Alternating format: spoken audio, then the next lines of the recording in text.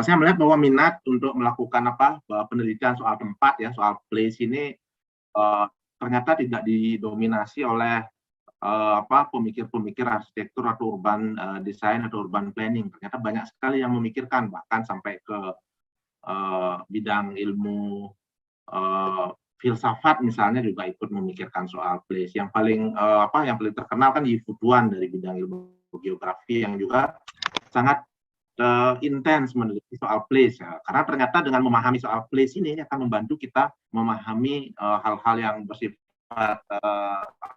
fundamental di dalam hidup kita, soal bagaimana orang hidup di masa lalu, soal bagaimana kita hidup bersama di hari ini, dan mungkin juga akan membantu kita mendefinisikan tentang cara hidup kita di masa yang akan mendatang gitu ya. Jadi studi tentang place ini menjadi sangat-sangat relevan. Kapanpun kita membicarakan soal place, sekarang lagi heboh soal metaverse gitu ya. Kita akan coba lihat di dalam diskusi bagaimana studi-studi tentang place ini bisa saling mengisi dengan diskusi-diskusi atau dengan perkembangan soal metaverse yang sekarang sedang ramai dibicarakan. Jadi paling sering dijadikan sebagai landasan tentu salah satunya adalah pendapat dari Heidegger bahwa kenapa sih kita hidup di dunia ini gitu ya. Kenapa sih kita harus tinggal di dunia ini? Bagaimana cara kita untuk tinggal di dunia ini? Jadi di dalam artikelnya Building Dwelling Thinking itu ada kalimat yang sangat terkenal yang paling sering disitasi gitu ya. Yang paling terakhir, to be a human being means to be on earth as a mortal gitu ya. It means to dwell. Kita harus tinggal di dunia ini, lalu kita akan menciptakan dunia kita sendiri, bagaimana lalu kita akan mengolahnya menjadi sebuah tempat yang bisa akabi. Dan dari arsitektur, nah ini juga yang paling cukup sering juga disitasi adalah yang paling terkenal dari Christian Norbert Schulz, yang mengatakan dia berefleksi dari pendapatnya Heidegger bahwa kita tinggal di sebuah tempat itu bukan hanya menghuni hal-hal yang bersifat fisik saja gitu ya. Ada hal-hal lain yang melampaui hal-hal fisik yang turut kita ciptakan saat kita tinggal di sebuah tempat. Nah, dia mengatakan bahwa itu adalah komponen fisik, tapi juga ada hal-hal lain yang bersifat sense, gitu ya, sehingga muncul istilah sense of place, gitu ya, yang lalu sering sekali kita dengar di dalam kajian-kajian tentang place. Nah, si Norbert Schulz sendiri mengatakan bahwa place itu adalah kualitatif, total fenomenon, gitu ya, tidak bisa kita reduce komponen-komponennya, tidak bisa kita hilangkan satu komponennya lalu dia akan berubah menjadi sebuah place yang lain gitu ya. Maka dia akan, kalau itu kita lakukan, maka dia akan kehilangan nature-nya sebagai sebuah place. Ini beberapa contoh gitu ya, bagaimana manusia di permukaan bumi ini menerjemahkan place-nya masing-masing. Jadi apa yang membuat komponen place itu berbeda, meskipun misalnya katakanlah iklimnya sama gitu, mereka menerjemahkan how to dwell itu dengan cara yang berbeda-beda. Di yang gambar yang paling kiri di Sumba, di gambar yang tengah, di gambar yang kanan. Jadi manusia itu berusaha menempatkan dirinya di dalam dunia itu dan menciptakan place-nya sendiri. Pasti ada faktor-faktor yang mempengaruhi terciptanya bentuk-bentuk yang berbeda-beda ini. Lalu pasti maknanya juga akan berbeda-beda bagi manusia penghuninya. Nah, dengan metode yang sama sebetulnya sampai hari ini pun metode menciptakan place itu masih sama, metode vernakular ini ya, yang pertama. Jadi mereka menggunakan material yang ada di sekitarnya, menggunakan teknologi yang mereka kuasai, tidak menggunakan tenaga ahli. Nah, kalau yang gambar yang ini juga sama, gambar yang kiri, yang tengah. Nah, kalau yang kanan itu ada dua pemisahan, yang di sebelah atasnya itu yang diciptakan oleh desainer, yang di sebelah bawah yang diciptakan dengan proses vernakular. Tapi dua-duanya menciptakan place, dan dua-duanya bisa menciptakan nilai rasa ruang atau manusia penghuninya. Nah, kalau katanya si Norbert Schulz bahwa place itu adalah kualitatif, maka saat kita berbicara kualitatif, maka kita tidak bisa memberi penilaian terhadap salah satu dari tempat dari tiga gambar yang kita yang ada di depan kita ini tanpa kita bertanya kepada orang yang tinggal di sana gitu ya, tanpa kita memahami bagaimana mereka hidup di sana gitu ya. Nah, sehingga misalnya konsep soal rumah kumuh itu sering diperdebatkan karena menggunakan pendekatan yang bukan pendekatan place gitu ya, menggunakan pendekatan yang bersifat kualitatif yang terukur. Nah, kalau kita menggunakan pendekatan yang lebih kualitatif, mungkin parameternya akan berbeda-beda. Nah, sekarang di era globalisasi, kalau tadi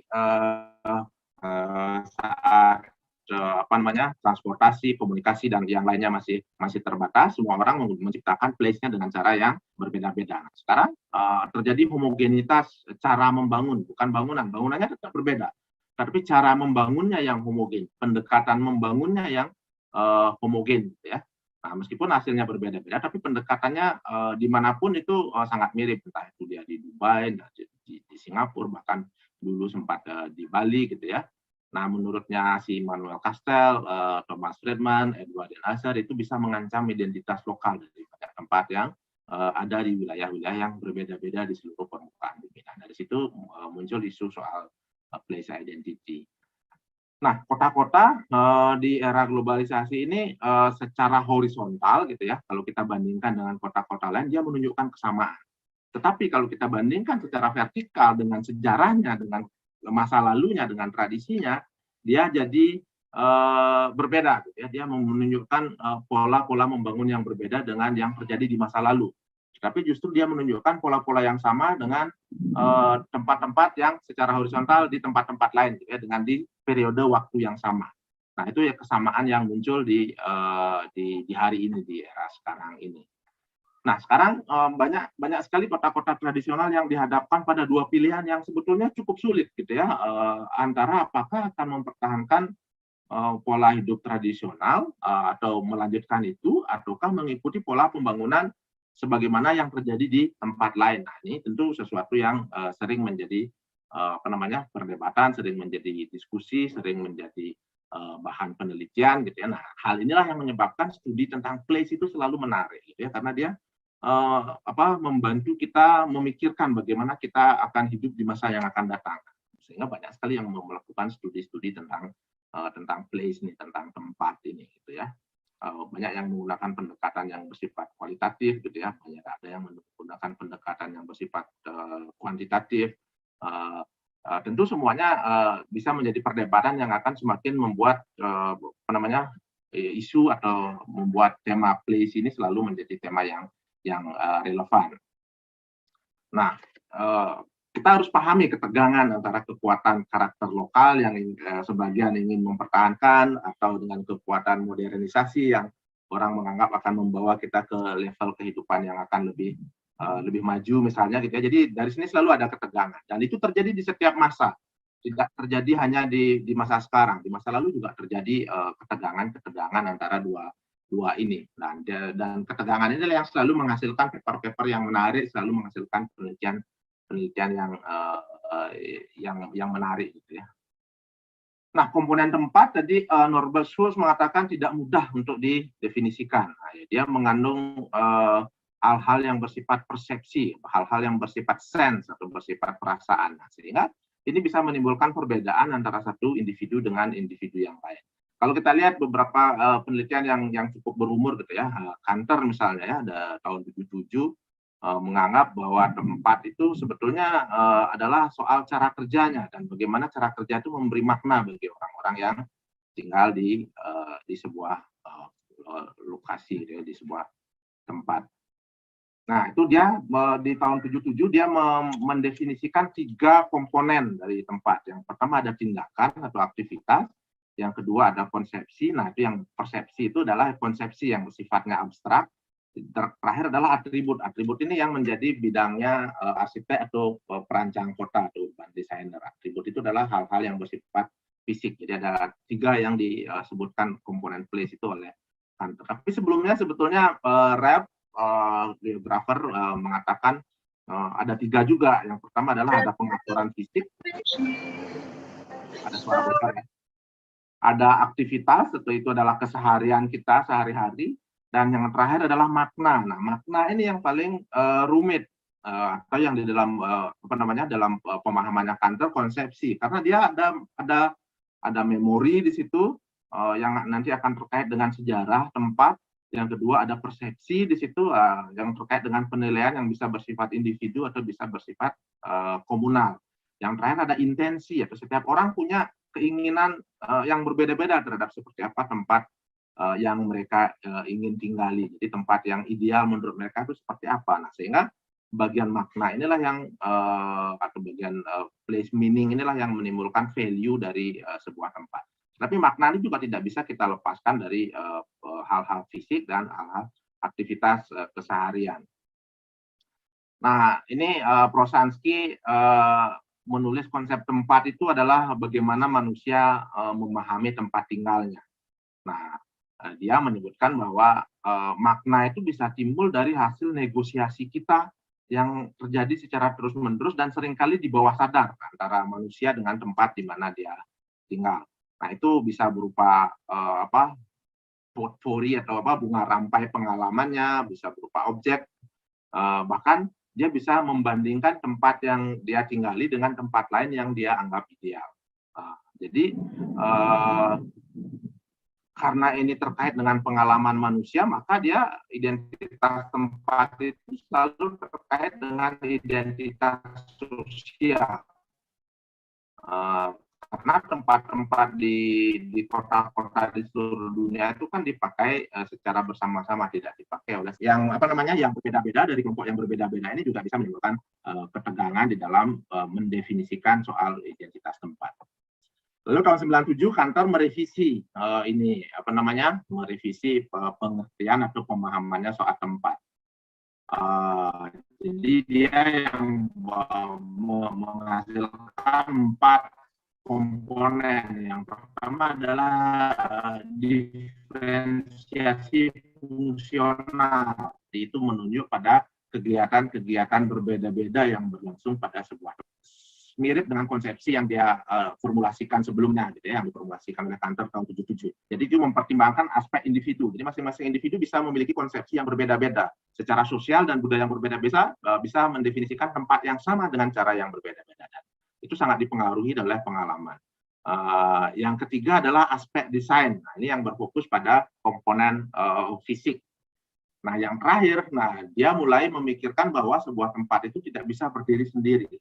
Selalu akan berinteraksi dengan tempat-tempat lain. Nah, interaksi dengan tempat lain ini bisa mendefinisikan sebuah tempat dengan cara yang berbeda. Jadi tahun 97 dia dari 3 si Kantor 4 itu menjadi 4. Lalu kita lihat lagi beberapa konsep lagi soal tempat. Nah, ini Agnew ya. Kita lihat dulu yang sederhana dulu, nanti kita bergerak ke yang lebih rumit. Jadi si Agnew ini sebetulnya dia juga cukup rumit mendefinisikan tempat. Dia mendefinisikan itu adalah lokale, gitu ya. Jadi itu adalah pengaturan di mana hubungan sosial terbentuk, ada organisasi sosial dan seterusnya yang menentukan apa yang kita maksud dengan place. Yang kedua adalah lokasi. Nah, jadi kalau lokale ini dia belum memiliki batas, gitu ya, bisa aja ini adalah soal interaksi, hubungan sosial yang terbentuk. Kemudian lokasi ini adalah soal batasnya. Jadi wilayah yang mencakup pengaturan interaksi. Jadi sudah diatur wilayahnya dari situ ya. Jadi ada proses sosial dan proses ekonomi dalam skala tertentu.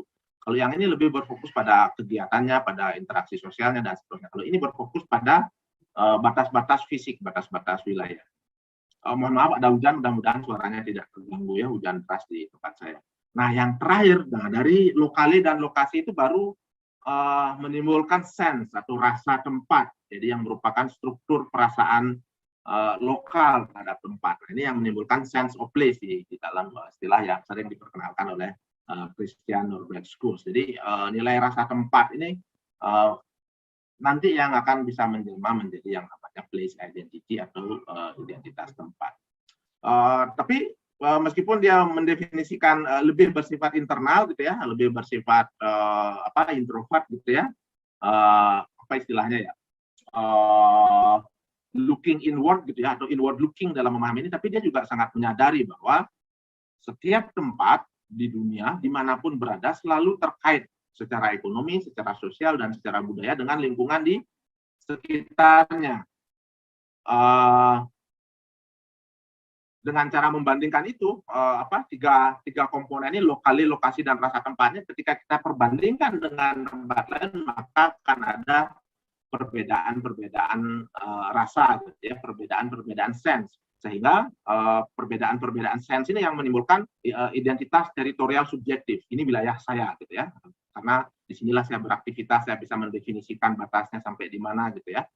Lalu saat saya keluar dari sini, gitu ya, saya akan memiliki perasaan yang berbeda. Ini bukan teritorial saya, gitu ya. Ini ada teritorial yang berbeda. Nah, dari situ muncul sense of place. Nah, itu dari tempatnya si Agnew.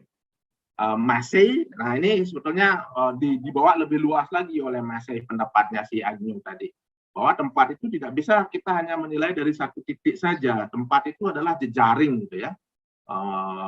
Jadi dia memiliki saran yang berbeda, bahwa tempat itu tidak boleh hanya dilihat sebagai satu dot, gitu ya, satu dot yang hanya hidup di tempat itu. Sehingga definisi tempat tidak terletak pada kualitas internalnya, tetapi bagaimana dia terhubung dengan tempat yang lain. Bukan soal vertikal, hanya soal sejarah, soal masa lalunya seperti apa, lalu yang sehingga terbentuk dengan hari. Tapi justru buat si Massey ini keterkaitannya dengan tempat-tempat lain justru lebih penting, gitu ya. Sehingga kalau misalnya yang suka membaca soal buku filsafat, gitu ya, ini mirip dengan prinsip resume dari yang dikeluarkan oleh Deleuze dan Guattari, gitu ya. Tidak memiliki akar, tapi justru dari pergaulannya dengan tempat-tempat lain lah karakternya dia bisa tumbuh, bukan dari dari sejarahnya, gitu ya. Nah, kita lihat soal identitas sekarang ya, soal identitas. Tadi kita mendiskusikan soal tempat. Jadi identitas itu sering kali juga didefinisikan sebagai culture atau sebagai budaya. Nah, seringkali pembahasan soal budaya atau soal culture ini memandang bahwa individu itu ada di dalam boundary yang tertutup, sehingga dia membentuk sebuah kesatuan organik yang utuh, gitu, yang tertutup, gitu ya. Jadi individu itu hanya bisa merealisasikan dirinya di dalam budayanya. Begitu dia kita bawa keluar, ya, sehingga dia hanya akan bisa merealisasikan dirinya di dalam budayanya. Batas-batasnya dan juga identifikasi budayanya dijaga dengan ketat, karena berbeda dengan budaya lain, gitu ya. Jadi pandangan ini sebetulnya sejalan dengan yang disebut sebagai bounded system, yang mengandaikan bahwa budaya itu memiliki batas yang jelas, gitu. Batasnya jelas nih. Dan umumnya batas jelas ini yang digunakan adalah batas geografis. Saat misalnya menyebut orang Jawa, jadi pikiran kita langsung kepada suatu wilayah geografis di Jawa. Orang Bali seperti saya, pikiran kita langsung kepada hal-hal yang bersifat geografis. Nah, inilah yang membuat kita bisa membedakan siapa kita dengan siapa orang lain. Nah, jadi itu batas-batasnya dibuat sangat jelas, gitu ya.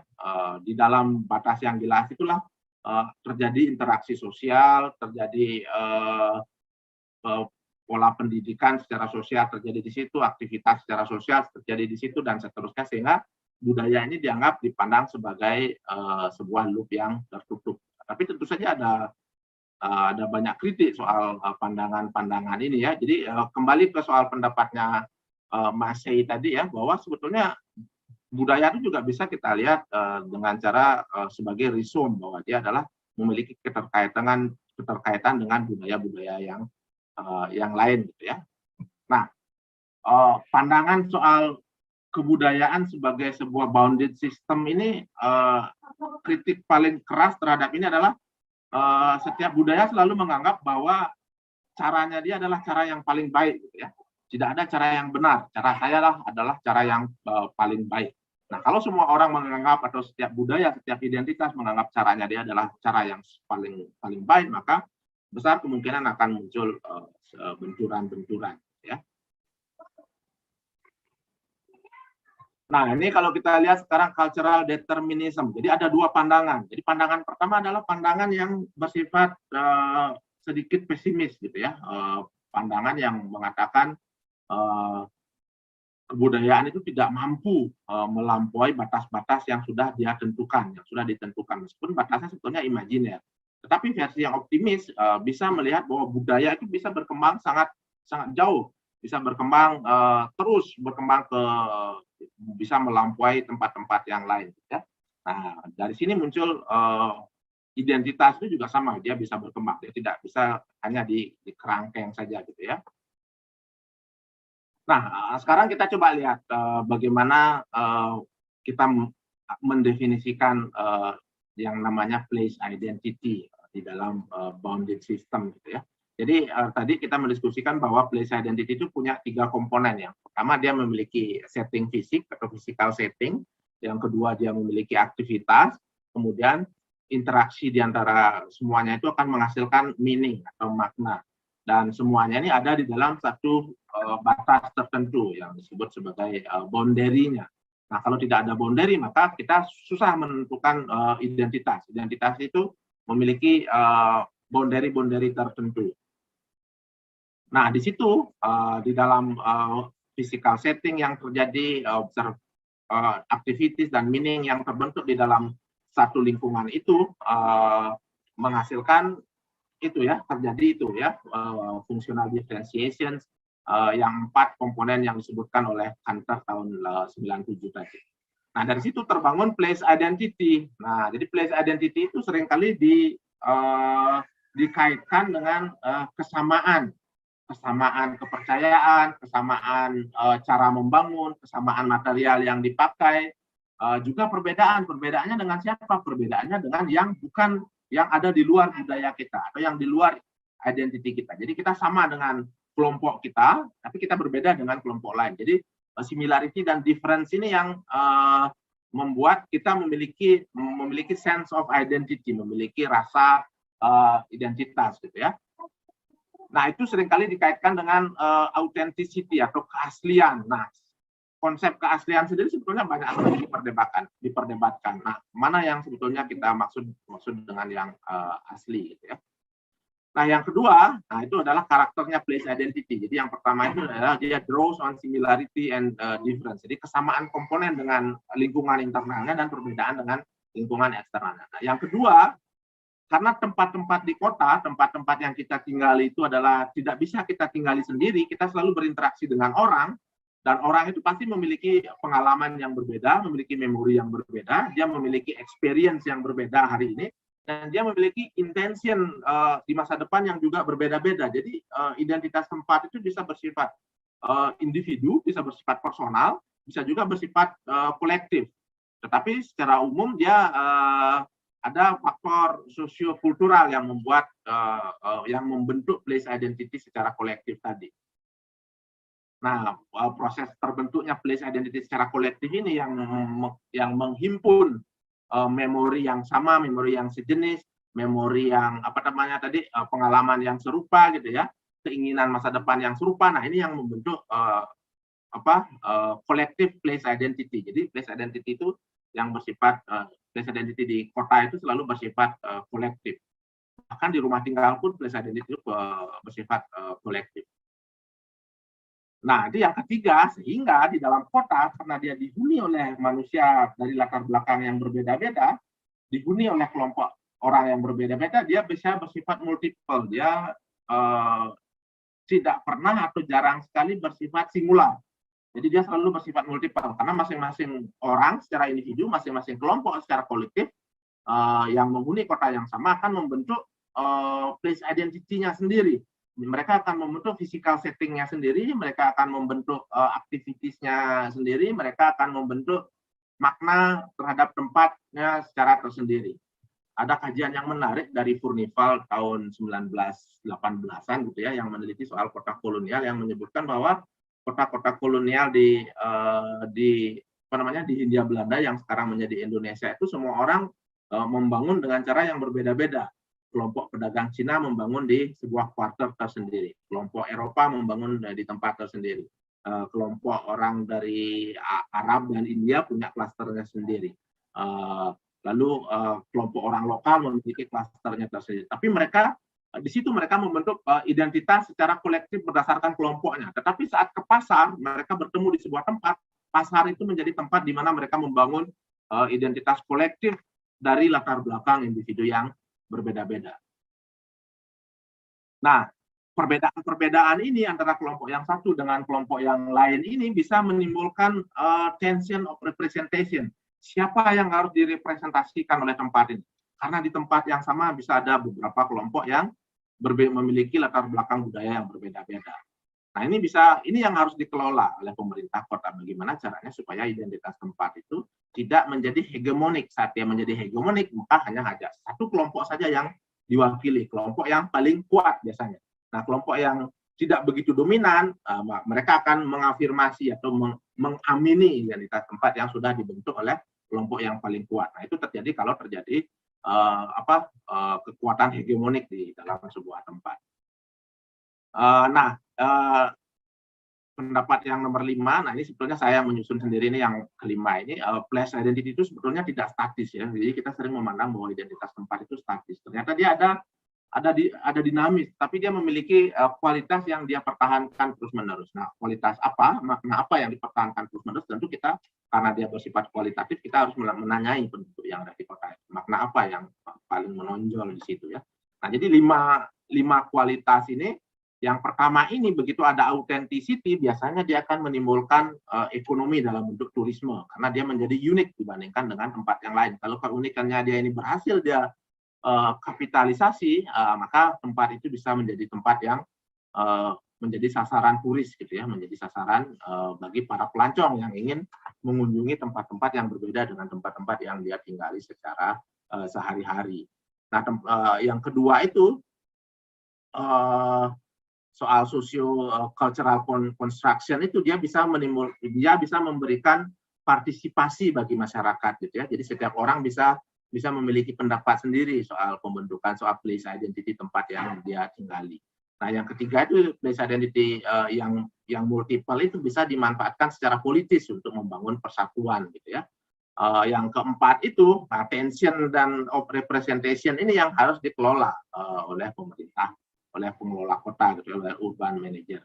Nah, yang enduring quality ini kalau kita masih menganggap place identity sesuatu yang penting, ini enduring quality-nya harus kita temukan dulu. Nah, jadi kotanya bisa berubah, tetapi enduring quality-nya harus kita pertahankan gitu ya, sehingga kota-kota akan tetap maju, namun dia akan tetap memiliki karakter yang kuat. Nah, ini dia keunggulan dari identitas tempat. Jadi dia bisa mendukung psychological well-being gitu ya, karena kita merasa aman, kita merasa di rumah, kita tinggal di tempat yang kita akrabi sejak kecil. Dia bisa membentuk sense of place yang kuat, yang bisa mengundang turis tadi gitu ya.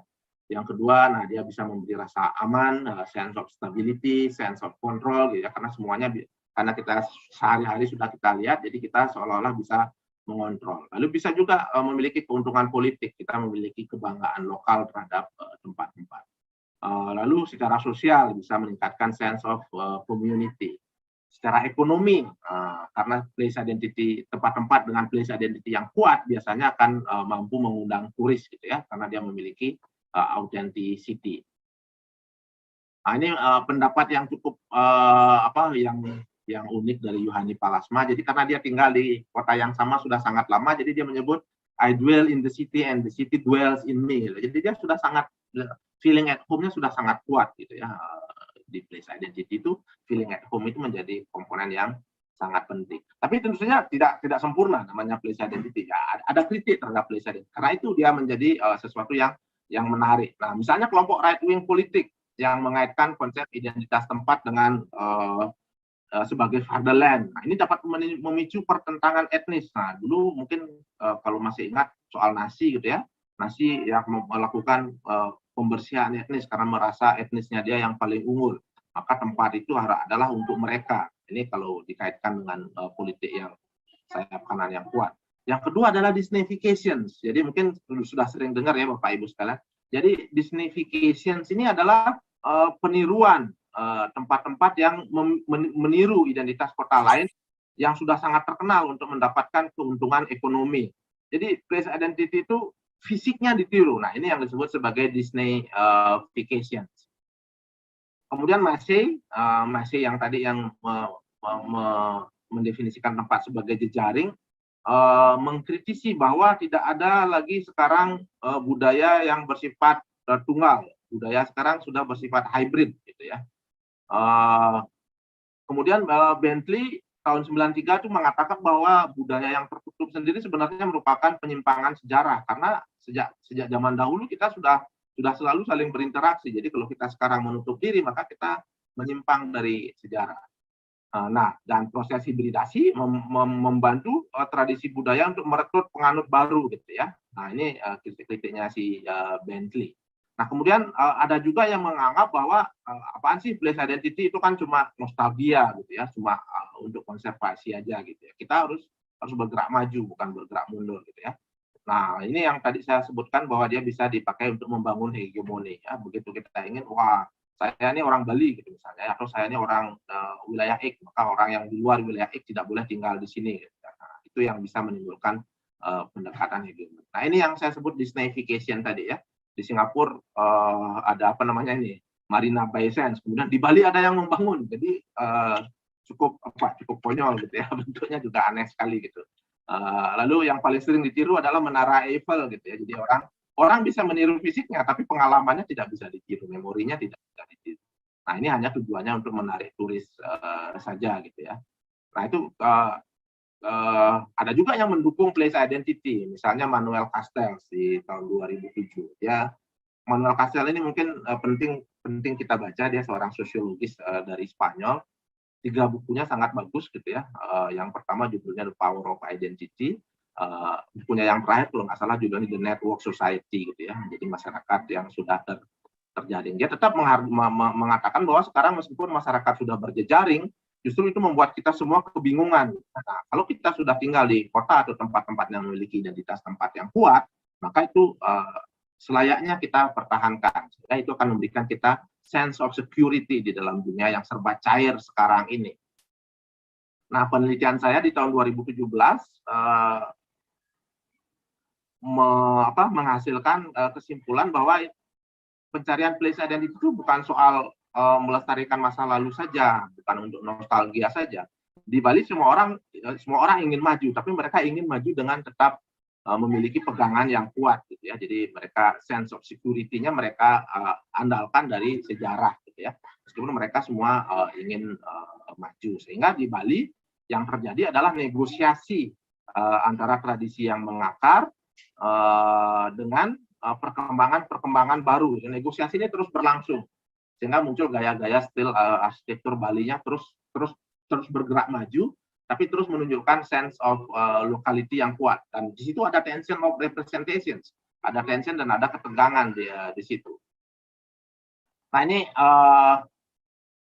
antara yang mengapresiasi dengan yang mengkritik konsep place identity. Nah, yang mengapresiasi itu mengatakan bahwa place identity itu bisa memperkuat feeling at home, rasa di rumah. Yang kedua, place identity itu menyediakan sense of stability, gitu ya. Jadi kita merasa aman, merasa stabil, gitu ya. Yang ketiga, meningkatkan kebanggaan masyarakat lokal, gitu ya.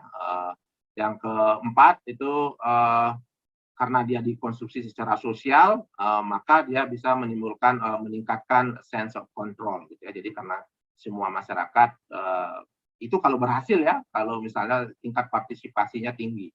Tapi kritiknya juga cukup banyak lagi gitu ya, bahwa semua tempat sekarang sudah saling terhubung satu sama lain, lokasi tidak lagi penting gitu ya. Nah, ini yang nanti akan kita kaitkan dengan konsep smart city.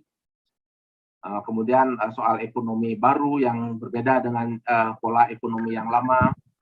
Yang terakhir adalah yang menganggap bahwa nostalgia dan konservasi.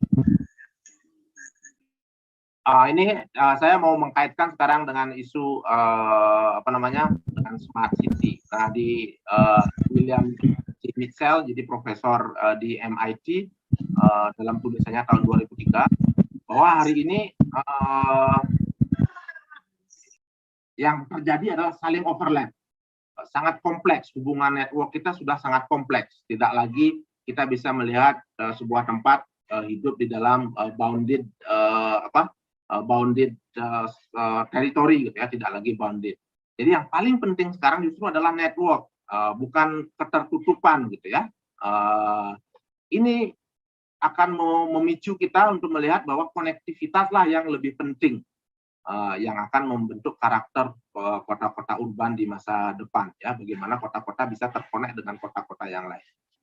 Nah, ini sekarang kita masuk ke isu kota pintar. Nah, kalau tadi place identity melihat ada batas gitu ya, karena dengan adanya batas maka kita bisa melihat siapa kita dan siapa orang lain. Kalau tidak ada batas maka kita tidak bisa mendefinisikan identitas. Nah, hal ini berbeda dengan pandangan kota pintar, meskipun sama-sama susah dirumuskan gitu ya. Jadi Dikin sama Alware itu menyebutkan ada 4 komponen kota pintar. Jadi umumnya adalah soal penggunaan teknologi yang membuat kita bisa berpartisipasi di dalam pembangunan kota. Yang kedua, kita bisa terhubung dengan warga yang lain di dalam kota. Nah, kelihatannya mirip ya, partisipasi di place identity ada, di sini juga ada. Keterhubungan juga sama ada. Di sini di place identity ada unsur keterhubungan dengan tempat lain gitu ya. Yang ketiga, kita bisa efisiensi di sini ya, prinsip dari dari kota pintar. Yang keempat adalah soal informasi, soal data. Jadi data kita bisa saling diakses. Nah, ada beberapa alternatif lain. Nah, yang menggunakan kata kunci kombinasi infrastruktur tradisional dengan ICT misalnya. Kemudian yang kedua menggunakan kata kunci cerdas gitu. Nah, cerdas ini apakah dia berkaitan dengan artificial intelligence gitu ya, ataukah dia berkaitan dengan kecerdasan yang lain, apakah kecerdasan buatan gitu ya.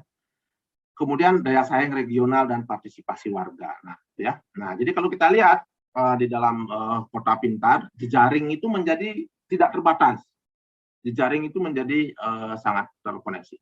Tetapi konsep kota pintar itu jarang sekali membahas physical komponen, terutama terkait dengan pengalaman ruang secara nyata. Pengalaman ruangnya terjadi hanya secara virtual, hanya menggunakan mata, hanya menggunakan sight gitu ya. Sementara pengalaman udara tidak kita alami, pengalaman meraba permukaan kota tidak kita alami. Jadi pengalaman dan memori itu menjadi absen ya di sini karena memori kita digantikan dengan hard disk gitu ya. Aktivitas melalui layar monitor, bukan berbasiskan pada interaksi fisik. Nah, ini karakter kota pintar yang sekarang berubah. Nah, sama seperti place identity, kota pintar juga memiliki, ada juga yang mengkritik gitu ya. Yang pertama misalnya dia bisa bias soal kepentingan strategis karena terlalu mengutamakan pembangunan infrastruktur yang bersifat teknologi, bisa melupakan pembangunan infrastruktur yang bersifat tradisional. Padahal mungkin masyarakat masih sangat mengharapkan terjadinya pembangunan infrastruktur tradisional. Nah, ini yang secara politis gitu ya. Kota cerdas ya seringkali direncanakan berbasiskan hal-hal yang bersifat ilmiah gitu ya. Dan ini mungkin menjadi berbeda dengan pengalaman dalam membangun kota tradisional. Cara berpartisipasinya berbeda, dinamika yang terjadi berbeda. Nah, ini bisa menimbulkan penyimpangan pembangunan kota. Nah, yang ketiga ini terkait dengan model bisnis. Nah, nanti kalau modal sekarang bisa mudah sekali berpindah-pindah dari kota A, kota B, kota C. Dengan menggunakan kecerdasan buatan bisa memprediksi di mana akan terjadi keuntungan yang tinggi. Dan secara ekonomi bisnis ini bisa tiba-tiba berpindah dalam 1 hari gitu ya. Tiba-tiba sebuah kota bisa kehilangan pendapatannya gara-gara hasil analisis dari secara digital ini menyebutkan bahwa kota itu sudah tidak lagi mensupport untuk satu bisnis tertentu. Jadi kapital yang cair ini bisa dengan mudah berpindah-pindah dari satu kota ke kota lain. Nah, soal pengambilan kebijakan misalnya ya, data-data yang dikumpulkan oleh big data kota pintar ini bisa digunakan untuk mengambil kebijakan yang bersifat prediktif dan ini bisa terjadi, bisa disalahgunakan. Ya. Waktunya 5 menit lagi, Pak. Oke, saya akan percepat ya. Nah, ini yang nomor 5 adalah soal privasi individu. Yang nomor 6 lebih ini kritiknya ya. Yang nomor 6 berfokus pada perangkatnya. Yang kedua bisa meningkatkan kesenjangan sosial karena ada penduduk yang tidak mampu mengakses teknologi yang harus dipakai untuk mensupport konsep kota pintar. Dan dia juga bisa menjadi hambatan baru jika tidak direncanakan secara inklusif. Misalnya orang yang tidak memiliki penglihatan yang baik gitu ya. Nah, itu harus diperhatikan bagaimana orang yang seperti itu bisa bisa berpartisipasi juga. Kemudian karena dia memerlukan banyak perangkat gitu ya, perangkat segala macam, nah itu bisa menimbulkan environmental problem, environmental footprint. Nah ini ada banyak lagi kritiknya. Nah, ini 9 yang buat saya penting. Lalu bagaimana dengan kota-kota di Indonesia? Jadi kita punya banyak sekali kota-kota dan identitasnya sangat bermacam-macam. Dari mana datangnya identitas yang berbeda-beda ini gitu ya? Jogja, Padang, Semarang, gitu ya, Palembang, semua memiliki yang berbeda-beda. Ini tentu tidak bisa kita lepaskan dari pergerakan kebudayaan, pergerakan sejarah kita yang penuh bergerak dari Afrika sampai ke Asia. Bahkan di Asia pun, di Indonesia pun terjadi banyak perubahan. Nah, jadi yang berwarna abu-abu ini katanya adalah dataran dulu. Jadi orang bisa berpindah-pindah dulu ya, lautan dangkal gitu ya. Sampai mereka lalu tinggal semakin menyempit sehingga membentuk kepulauan kita sekarang, kemudian dipengaruhi juga oleh etnik grup yang berbeda-beda di Indonesia. Nah, ini yang menghasilkan identitas tempat yang berbeda-beda tadi. Nah, kemudian setelah ada etnik grup yang juga mempengaruhi adalah pengalaman kolonisasi. Sebagian dijajah oleh Belanda, sebagian dijajah oleh Portugis, dan seterusnya ya, ada juga yang pernah dijajah Inggris, dan ini membawa pengalaman atau experience yang berbeda-beda di dalam membentuk tempat-tempat di Indonesia. Dan pengalaman-pengalaman berinteraksi dengan orang luar juga mempengaruhi pola agama atau kepercayaan yang ada di Indonesia. Dan ini juga berpengaruh terhadap terbentuknya identitas tempat yang berbeda-beda di seluruh kota di Indonesia. Nah, lalu ketertutupan atau enclosure pulau, enclosure pengalaman, enclosure agama ini di breakdown atau dibocorkan, dibuat jadi bocor oleh ini Smart City Initiative. Jadi Smart City Initiative itu tidak berpikir tempat itu harus bounded di sebuah tempat, tapi dia harus terhubung. Nah, jadi ini ada tension ya antara yang membangun internal dengan yang keterhubungan secara eksternal. Nah, ini contoh 3 kota yang diteliti oleh Future Cities Lab, Jakarta, Bandung, dan Makassar, bagaimana mereka satu sama lain saling terhubung. Dan terhubungnya tidak hanya dengan sesama kota, tetapi terhubung dengan banyak sekali platform yang berbeda-beda. Nah, ini juga ya aktivitas-aktivitas kota pintar yang bagaimana mewujudkan kota pintar. Nah, negosiasi antara yang tertutup, yang identity, yang bersifat bounded dengan yang smart, yang open gitu ya. Seperti apa gitu ya. Nah, ini saya memulainya dari kritiknya Yuhani Palasma gitu ya, soal bagaimana komputer bisa menghambat pengalaman ruang kita, bagaimana dia bisa mereduksi sensory experience kita di dalam mengalami ruang. Kemudian Kulhas justru berkebalikan dengan Palasma. Palasma sangat menginikan pengalaman. Kulhas mengatakan bahwa kota itu tidak lagi, kota zaman sekarang dan masa depan tidak lagi harus dibentuk oleh konteks sejarah, dia harus dibentuk oleh kebutuhan hari ini dan kebutuhan di masa yang akan datang gitu ya. Dia mengatakan identitas itu bisa mengkerangkeng kita, bisa menghambat kita untuk menemukan solusi-solusi baru, karena kita selalu akan memverifikasinya dengan solusi yang sudah pernah diambil oleh leluhur kita atau pendahulu kita. Itu membuat kita gagal menemukan solusi baru. Nah, bagi si Kulhas, upaya menemukan solusi baru ini justru lebih penting daripada bersandar pada yang namanya identitas tadi. Nah, lalu ini yang menarik, Manuel Castell dan Patsy Haley yang dari sosial menjadi ke planning. Nah, ini saya dapatkan dari ini sumbernya dari bawah ya, nanti bisa diklik di situ. Bagaimana kita menghubungkan masyarakat network sekarang yang terjadi secara virtual, membuatnya dia menjadi nyata gitu ya. Jadi dalam sosial level itu masyarakat kita sekarang sudah sangat fluid, sudah sangat open, sudah sangat multiple, penggunaan waktu multiple, time space relationnya sangat multiple, kemudian memiliki relational complexity. Lalu bagaimana kita mungkin menyederhanakan ini? Si Manuel Castell mengatakan kalau kita menyederhanakan maka dia akan mengaburkan realitas, karena realitasnya dia memang sudah sangat kompleks, susah sekali menyederhanakan. Sementara Patsy Haley di dalam spatial level mengupayakan bahwa pertanyaan yang nomor 1, masyarakat fluid itu harus direspons dengan meredefinisi boundary tadi harus kita redefinisi ulang, begitu sarannya si Pak Siheli. Masyarakat yang open misalnya, kita harus menyediakan space for change gitu ya. Jadi kita harus membuka selalu peluang-peluang untuk berubah. Yang ketiga misalnya multiple time and space relations, bisa menghasilkan kota yang tidak pernah tidur gitu ya. Kemudian yang terakhir yang relational complexity ini, kita harus melakukan analisis yang lebih luas lagi yang bersifat skala. Jadi kembali ke redefinisi boundary. Nah, menurutnya Pak Siheli justru kita harus menyederhanakan supaya konsep-konsepnya bisa lebih walkable. Nah, di sini ada tension antara kalau kita melakukan simplifikasi maka kerumitan ini tidak akan kita capai, lalu sementara di spatial level kita harus melakukan simplifikasi. Nah, ini yang barangkali menjadi tema-tema riset kita yang akan datang. Tema-tema riset yang sangat menarik. Nah, ini simpulan saya terakhir, saya mengutipnya dari Yi-Fu Tuan.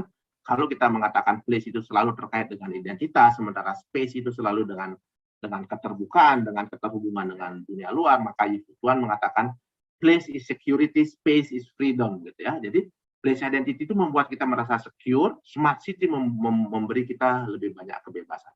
Saat kita merasa secure, kita menginginkan supaya kita bebas. Saat kita bebas, kita menginginkan supaya kita secure. Jadi sebetulnya keduanya kita butuhkan, dan sekarang penelitian-penelitian di masa depan mungkin akan banyak berputar di persoalan place identity dan smart city ini. Terima kasih, saya kembalikan ke Pak Sony Komang.